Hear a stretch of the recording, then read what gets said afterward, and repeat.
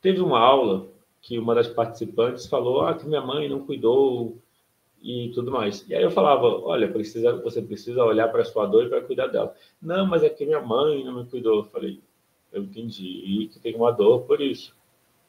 Mas se você está viva, algum cuidado você recebeu. Mas não foi minha mãe, foi a babá. Toda a argumentação era reforçando que a mãe era culpada pela dor. Quando eu falei, eu estou ouvindo que tem muita mágoa aí, não é mágoa, é trauma. É que se for mágoa, a pessoa pode resolver. Se for trauma, foi causado pela mãe, nesse caso, então não tem o que fazer. Nesse ponto, o que me mostra é que a pessoa ainda não quer resolver. A pessoa, nesse caso, ela quer, de alguma forma, ou quer ou não querendo, faz. É que às vezes a gente diz que não quer fazer algo, mas o comportamento indica isso.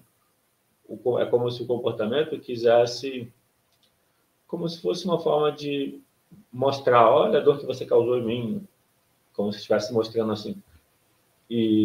Mas alimentar a nossa dor para mostrar para alguém que causou a dor e a pessoa se sentir mal, não resolve a nossa dor. O que eu estava dizendo é, se eu tenho uma dor por algo que alguém fez, não adianta eu ficar falando, olha, você fez isso, você fez isso. Eu sei que a dor pode levar a essa tendência, mas se eu não olhar para o que eu estou sentindo e cuidar do que eu estou sentindo, não vai resolver, porque a pessoa não vai mudar. A expectativa, quando a gente guarda mágoa, porque isso é mágoa. Chamar a mágoa de trauma é como se fosse, eu não quero resolver, porque dói muito, ninguém entende a minha dor, então eu vou manter ela. Ninguém entende a dor de ninguém. Cada dor é exclusiva, é única, é pessoal. Não dá para entender a dor. Mas a questão não é sobre entender. A questão é que a dor pede cuidado. Se eu não olhar para a minha necessidade de cuidado, para eu cuidar de mim, não adianta eu cobrar os meus pais para que eles cuidem. Eles já cuidaram, eles deram a vida. Se cuidaram mais ou cuidaram menos, se eu estou vivo hoje, eu recebi o cuidado mínimo que eu precisava. Mas não foi eles, foi algum outro familiar.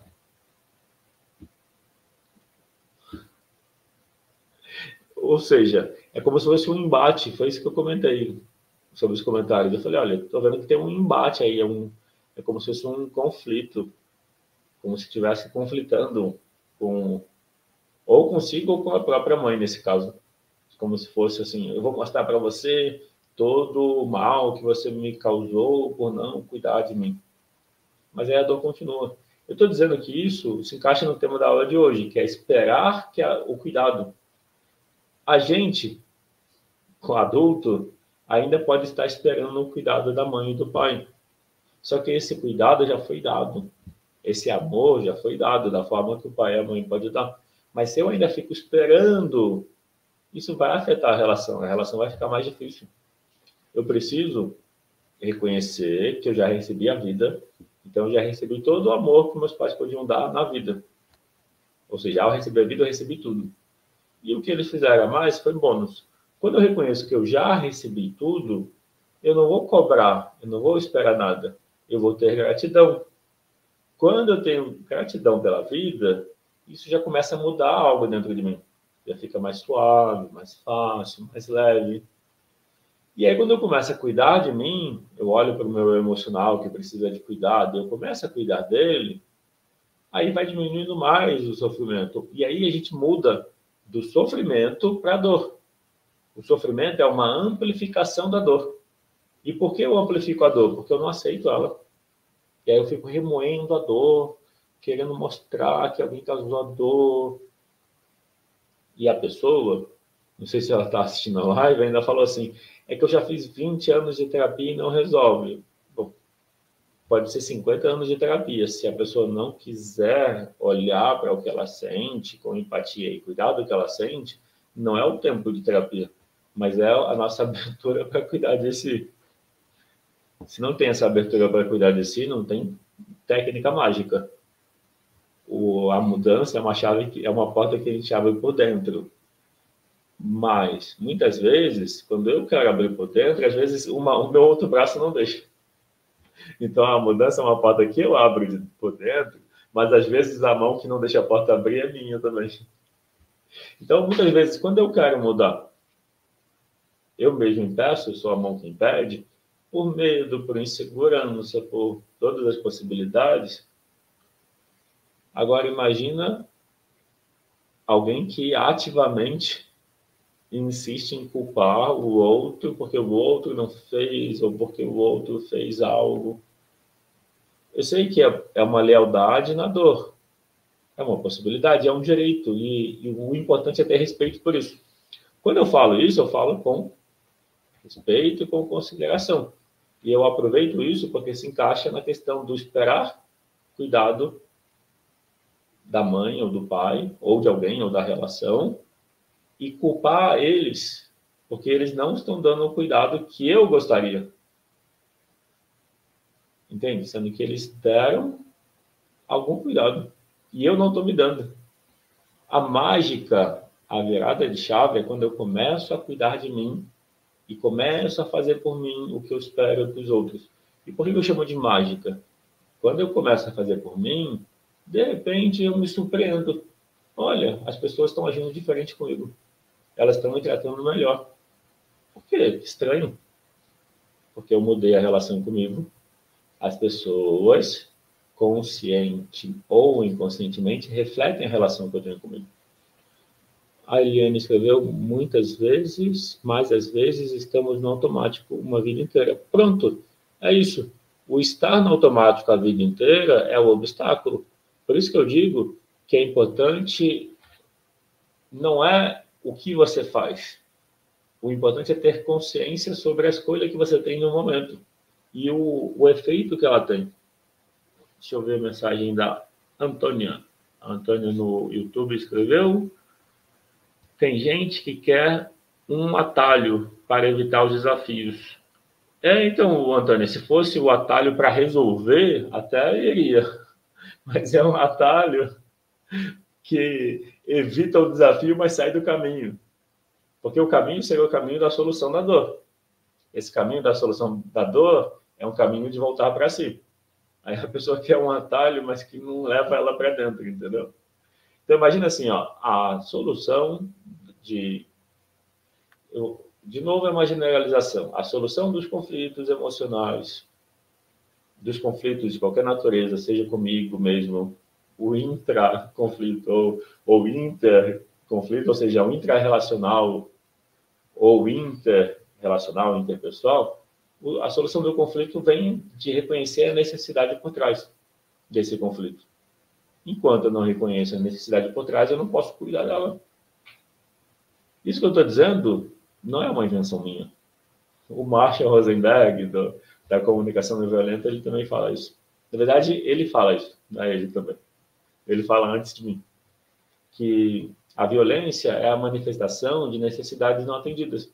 Violência pode ser verbal, pode ser física. Culpar e acusar os outros é uma violência. Ah, mas a pessoa sofreu, ela é vítima. Ok, vítima também causa violência. Uma coisa que acontece muitas vezes é achar que só um lado é o culpado por algo que acontece. A pessoa que provoca também é responsável. Então, uma violência, dois brigam, né? Não tem um ditado, quando um não quer, dois não brigam? Então, uma pessoa provoca a outra. E aí vai provocando, vai provocando, vai provocando. Aí, essa que foi provocada perdeu a paciência. E aí, algo acontece. Aí, claro, só um errado. Mas e a pessoa que estava provocando? Ela não tem a parte dela na história? Se ela não provocasse, talvez não tivesse o outro lado. Isso eu estou trazendo que, por exemplo, nas relações em geral e na relação de casal, o olhar de uma relação entre iguais. E isso de olhar como relação entre iguais é o sentido de curar a dor. Não é no sentido de justificar uma coisa ou outra. É que o ser humano é muito bom de usar informações, distorcer, tentar justificar algo, mas não é essa a intenção. A Antônia escreveu assim: no caso dos pais, pode haver uma espécie de vingança, Então, a pessoa pode usar a dor dela, aí é uma mágoa, ela não quer olhar como mágoa, ela quer chamar de trauma, porque se ela chamar de trauma, não tem como resolver, aí a culpa é da mãe que não cuidou, e aí é isso. Então, aí está resolvido. Está resolvido por ser do jeito que a pessoa já definiu, então tudo bem. Como eu falei, a mudança é uma porta que abre de dentro. A mudança é uma porta que só abre por dentro. E às vezes tem uma mão barrando, e essa mão é da pessoa que impede a porta de abrir. E essa mão que impede a porta de abrir é a mágoa, o ressentimento. É eu me posicionar da forma que não vai ajudar a mudança. Eu tive mágoa também por muitos anos. Enquanto eu estava com a mágoa ativa e quando falavam para mim que eu precisava perdoar, eu argumentava. Ah, mas vou perdoar? Não é só eu dizer que eu perdoo, eu estou sentindo aqui. E não adianta perdoar porque me aproxima a pessoa age do mesmo jeito, dói de novo. Então a mágoa me afasta da pessoa, é uma forma de me proteger. Então, por muito tempo, eu também argumentava. Mas porque eu nunca tinha ouvido algo como isso que eu estou falando. Quando eu entendi isso que eu estou falando, que foi 2011, então já tem 14, 13, 14 anos, quando eu entendi isso, eu já fiz a mudança. Eu não fiquei negando ou debatendo com o que resolvia. Então, o que eu estou falando, eu vivenciei. Eu trabalhei uma mágoa que eu tinha desde a infância. E quando eu ouvi isso que eu estou falando, eu falei, eu vou usar, deixa eu aplicar, deixa eu vivenciar a mudança. Eu não fiquei debatendo com a informação, aí eu entrei na experiência, aí eu senti a liberação. Mas a gente precisa experimentar. Se ficar no debate intelectual, é a mesma coisa que nada.